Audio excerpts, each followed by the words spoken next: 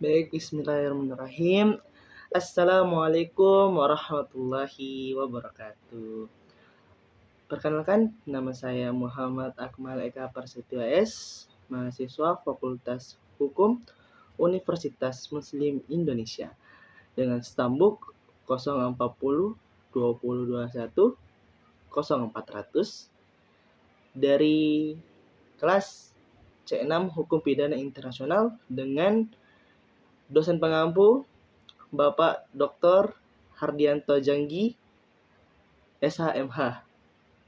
Baik, pada kesempatan atau video kali ini saya akan membahas secara singkat mengenai jurnal kejahatan-kejahatan internasional atau tindak pidana internasional dan peranan International Crime Court atau yang biasa disingkat ICC dalam penegakan hukum pidana internasional oleh Indah Sari SH.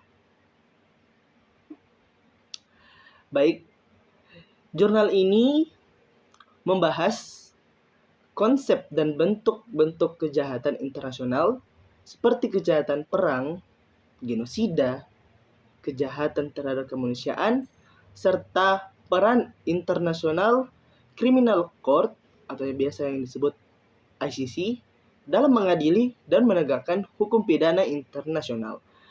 Indasari menekankan pentingnya peranan ICC sebagai pengadilan internasional permanen yang mampu mengisi kekosongan dalam penegakan hukum pidana ketika negara-negara tidak dapat atau tidak mampu atau tidak mau melakukannya. Tujuan dari jurnal ini adalah untuk memberikan pemahaman tentang peran ICC dalam menjaga keadilan global dan tantangan-tantangan yang dihadapinya. Penulis menggunakan pendekatan normatif dengan menganalisis berbagai instrumen hukum internasional seperti Statuta Roma, serta melakukan studi kasus pada beberapa perkara yang ditangani oleh ICC. Metode ini digunakan untuk menunjukkan bagaimana ICC beroperasi dalam konteks hukum internasional, serta untuk menilai efektivitas dan kendala yang dihadapinya. Masuk kepada pembahasan utama. Di sini saya telah merangkum menjadi 4 bagian.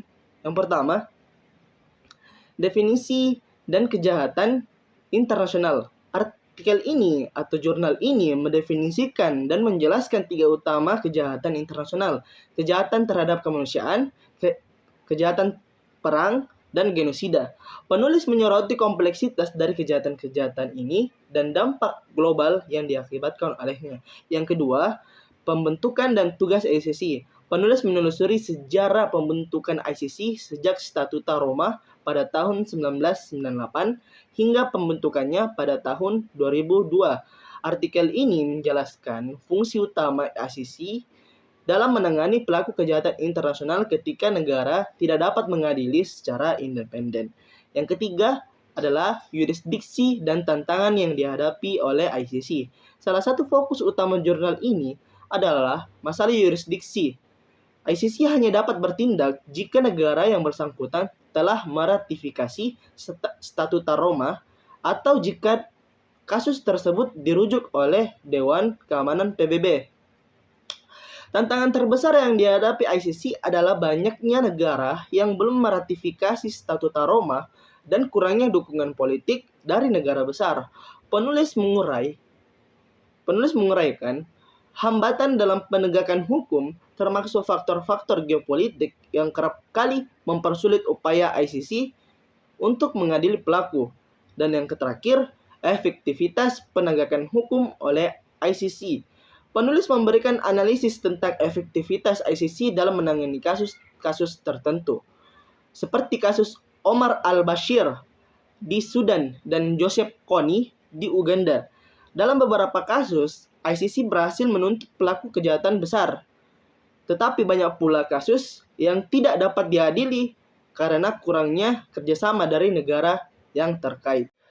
Kesimpulan yang bisa saya ambil dari jurnal ini ialah bahwa ICC memiliki peran penting dalam menegakkan hukum pidana internasional, terutama dalam menangani kejahatan-kejahatan besar yang melibatkan pelanggaran hak asasi manusia.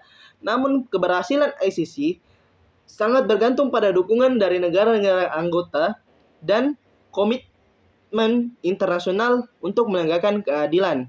Tantangan yang dihadapi oleh ICC seperti yurisdiksi terbatas dan kurangnya dukungan politik tetap menjadi hambatan yang perlu diatasi. Baik, segitu saja dari saya. Kurang lebihnya mohon dimaafkan. Wabillahi taufiq wal hidayah. Wassalamualaikum warahmatullahi wabarakatuh.